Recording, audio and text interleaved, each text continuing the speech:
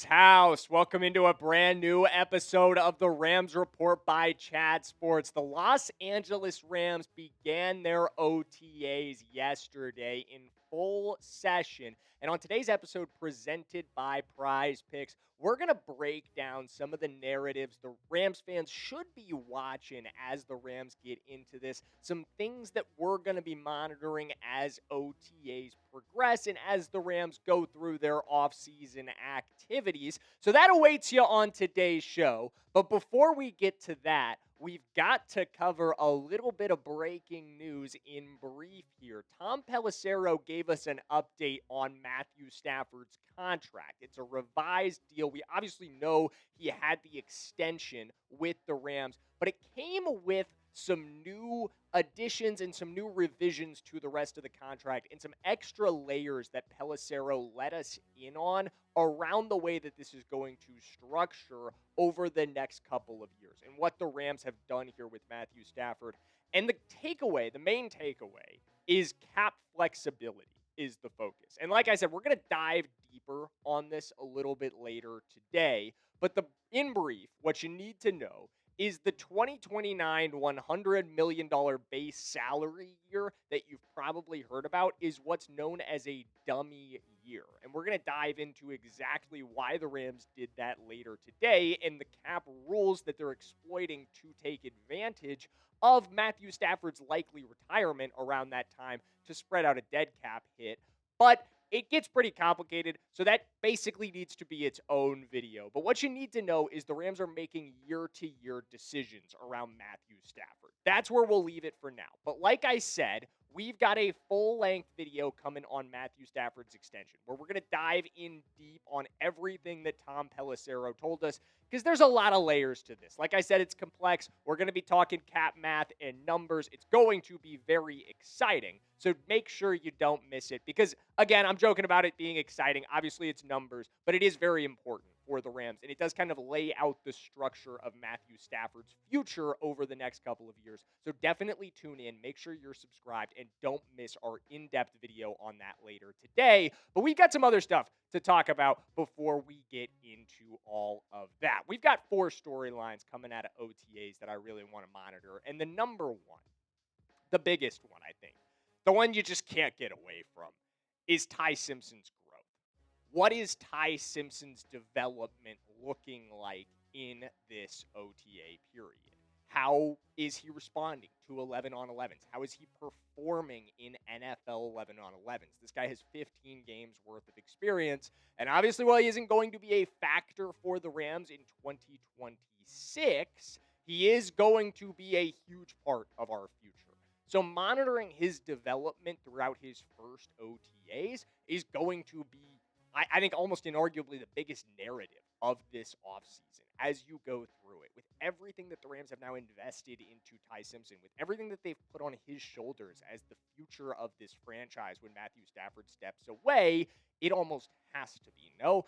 And we kind of have an idea of what the Rams are looking to see from Ty Simpson as he goes through minicamp, as he goes through OTAs. They mostly want to see mental development. Jeremy Fowler let us in on this, and this was more towards rookie minicamp, but I still think the same things kind of apply here. He said, I checked with somebody with the team about Rams minicamp, and what do they want to see from Simpson? They said just command of the operation, ability to adjust, process information. Those aspects are going to be his superpowers with the Rams. He's not the huge Matthew Stafford arm. He wins mentally, so that's why they like him. Les Snead, the general manager, told me he likes Ty Simpson's central nervous system. He just has the ability to figure out the game with his mind, and they want to see that on full display. And guys, we're going to continue to talk about Ty Simpson and his development at OTAs in just one second here. But before we do, I got to give a shout out to the sponsor of today's video, guys, and that is America's #1 sports picks app, our friends over at Prize Picks. Guys, you know I love playing with Prize Picks. It is my favorite way to just make any sporting event even more exciting than it already is. And if you haven't already tried them out, it is an absolutely awesome time to get started. The NBA playoffs are in full swing, well underway, and the baseball season is also getting going. There's just no better place to get in on all that action than with our friends over at Prize Picks. And it's never been easier to play than it is with Prize Picks. All you have to do to put together a lineup is pick 2 to 6 players. You're selecting from their stat projections, picking more or less, whether you're picking from points, rebounds, hits, home runs, strikeouts. They've really got it all.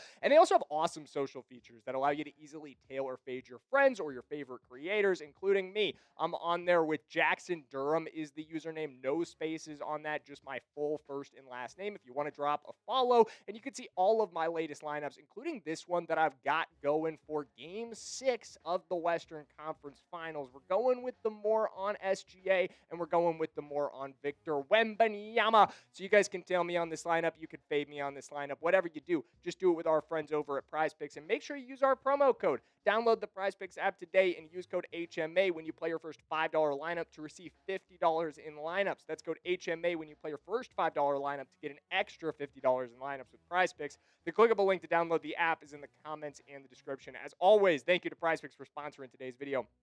Let's get back to talking about Ty. I think right now, the number one goal for Ty Simpson, the number one benchmark and milestone for Ty Simpson developing properly is win the backup job. Beat Stetson Bennett for the QB2 job and make the Rams feel comfortable enough with this situation that they do not go out and add a veteran to actually be the backup. That, I think, in my opinion, if the QB depth chart looks like this going into week 1, you can feel very good about Ty Simpson's timeline and where he is development-wise and what the Rams feel about him. If Stetson is QB2, do not hit the panic button. Do not, throw your hands in the air and go, oh my God, Ty Simpson is a bust. He couldn't even beat out Stetson Bennett for the backup quarterback job. Because there is a possibility, and I hinted at this earlier this offseason, and you guys didn't really like that I said it, but I do think it's possible that the Rams want to avoid any sort of off-the-field narrative, and they do keep Ty Simpson as QB3. That is I'm not saying that's going to happen, but if it does, it's possible that that's part of the thinking is hey, we've got this first-round quarterback that the media is obviously heavily focusing on. How about we just put him as QB3 and take a little bit of the pressure off of Matthew Stafford? Maybe if it push came to shove, he actually is the guy, but we just don't want the media talking about, hey, if Matthew Stafford has a bad game, is it Ty Simpson's show going forward, even as ridiculous as that sounds? I just think the Rams have to evaluate things from a Matthew Stafford first, and protecting Matthew Stafford's feelings has clearly been a part of the process, even though obviously he's a grown man, even though obviously he's secure in his position as the Rams starting quarterback. I just don't think the Rams want to do anything to make him feel any type of way about this whole situation. That's clearly been a part of their thinking throughout this process. But let's continue with a couple of other narratives around the OTAs. It's not all about Ty Simpson. We do a lot of Ty Simpson talk on this show. I know. But there is a lot of other things going on with this team around OTAs. And the tight end room continues to be a major point of interest. Over the weekend, when I was out in Mexico, we got some news around the tight end room, around our UDFAs in it, and we talked about that a little bit because it's going to add a bit of a layer of complexity. But before we get to that, you just look at this room and you kind of go, there's maybe too many guys here. There's right now, as you count them up, we've got 8 tight ends on the roster. And of course, it's an off-season roster, so you have an extra some near 40 spots. But at the end of the day, some guys are going to have to go from this room before it gets settled. The Rams are not going to carry 8 tight ends on the final roster, even if you include the practice squad. But somebody that they're highly likely to carry from this group is Dan Valeri, and that rhymed unintentionally. But Dan Valeri received $45,000 in guarantees on his undrafted free agent contract. And this is that little piece of news that we got when I was on vacation. Did a little bit of a short on that, but obviously we couldn't get to it until now as far as long-form videos go. But here are the guarantee numbers for all of the Rams undrafted free agents that got guaranteed money. And as you can tell, there's only 5 of them. And Dan Valeri's guarantees dwarf everybody else's. 3 times Chad Lindbergh's next highest at 15,000. And again, none of this is significant money as far as NFL teams are concerned. None of this guarantees roster spots for any of these guys. It would be totally possible for the Rams to move on from every single one of them if they ultimately decide to do it. But it does feel like Valeri's odds of getting onto this Rams roster are strongly increased because of this guarantee, just like they were for the Ram who actually received the highest guarantees. Dan Valeri, this is the second most that the Rams have ever guaranteed to an undrafted free agent. But I've got a Rams trivia question for you guys in the comments. Which Rams undrafted free agent received the most guaranteed cash on their contract in Rams history? It's a bit of a tough trivia question. I'll tell you guys the answer at the end of today's show. But make sure, throw some guesses in the comments for me. I want to hear what you guys can come up with, or if anybody actually knows the answer off the top of their head. But let's talk about a couple guys who might be on the outs as far as the Rams tight end room goes. Number one is Colby Parkinson. We've seen this come up from some writers across the internet. Could Colby Parkinson get cut? I think it is a very low chance of that actually happening. I put it at 25%. Even that might be very generous if the Rams would actually move on from Colby Parkinson. To do that, and while, yes, you could get some cap savings here, you'd have to feel incredibly good about Terrance Ferguson stepping up and taking over the room. But not only that, but also Tyler Higbee maintaining his health, which is something he hasn't really done lately. Davis Allen continuing to step up and develop, who we'll talk about in a minute. And also Max Clare stepping up and having a big role in that room. I just don't know if they feel comfortable yet to move on from Parkinson. I think they want to have this one last year of his contract to then ride out to the young guys, which leaves you with some other options. And one of those is Davis Allen. I do think Davis Allen, as far as guys that are currently on the active roster, as far as guys that are coming back from last season, has the highest likelihood to not be on the roster during this next season. At the end of the day, I'm putting it at 50-50 right now. I think it's a bit of a coin flip. If they ultimately decide to go with Valeri over Davis Allen, that's ultimately just going to be the decision right there. If they feel like Valeri can provide similar production to what they got from Davis Allen, they'd be saving significant amounts of money and moving in a younger direction. So that would make sense for the tight end room. I'll have Valeri up next. I think it's a 60% chance that he ends up getting moved on from. It's got to be higher than it is for Davis Allen, but given his guarantees, it does feel like there is a strong chance, at least as far as Rams undrafted free agents go, that he holds his spot on this roster. And then lastly, I gave Rohan Jones an 85% chance to get released. He's an undrafted free agent. He does show some stuff on his tape from Arkansas that makes you excited about his opportunity to potentially be on this team, be a practice squad body that could potentially develop. But at the end of the day, it's just such a deep room. I think he ultimately may get that opportunity with another team that needs help at tight end a little bit more immediately. But let's keep moving here. So obviously, somebody has to go at tight end. We'll continue to discuss that as the offseason progresses. But something else that the Rams have to answer throughout OTAs, and I don't know if they're going to get a clean answer to this in just the OTA period, but I think they definitely hope that they can get a little bit more clarity here, is who is stepping up for them as their third receiving option. I think this is pretty clearly the biggest question left for this Rams roster as you approach the 2026 season. As you look across the entire team, I think there's two that remain highly pressing for this year. And we'll talk about the other one in just 1 minute, but this is the first and the biggest, in my opinion, that the Rams absolutely have to figure this out. And I think there's options on the roster to solve this problem right now. Like, I don't necessarily think this means you've got to go off the reservation, as it were, and get somebody in free agency to solve the third receiving option or question, as it were. Jordan Whittington could be that guy for you. Right now, I think if you stack up the depth chart as it stands, he almost has to be that guy for you. He is the third option in that room, but it's a room that doesn't have a lot of depth. But the other opportunity here, or other option here, maybe I should say, is that third receiving option doesn't necessarily have to be a receiver. It could be a tight end.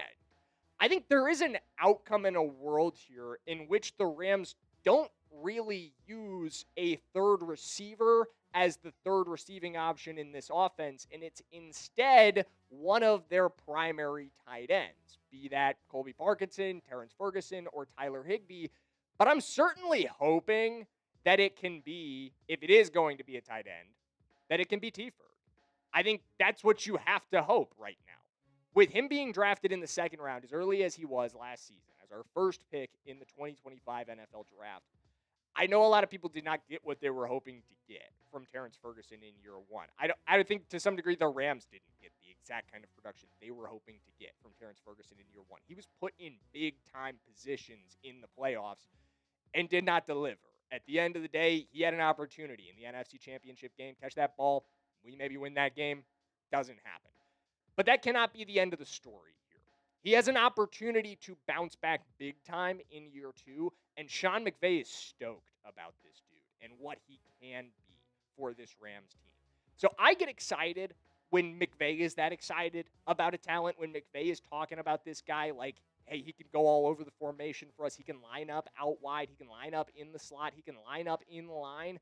I think there's a world where Terrance Ferguson plays the role of third receiver, along with being on the field in these 13 personnel sets, but he is basically functionally an extra receiver for the Rams. But if it is going to be a receiver, there's a couple options in that direction as well. Jordan Whittington, again, he stands out here.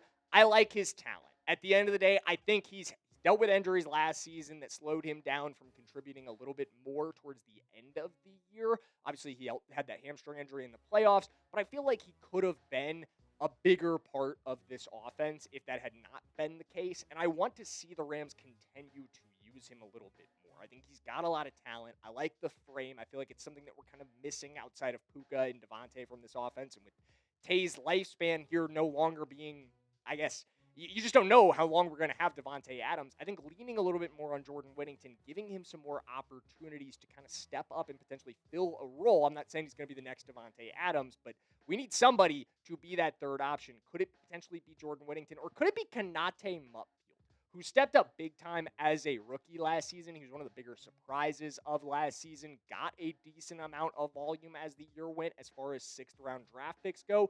Do we see that increase in year two? Is it Xavier Smith, who obviously I think right now is mostly known with Rams fans and mostly hated with Rams fans for the fumble? I'm not going to mince words about it. I feel like a lot of Rams fans have really strong negative feelings here, and for justified reasons. But you also got to remember, of everybody on this list, he had the most receiving yards last season.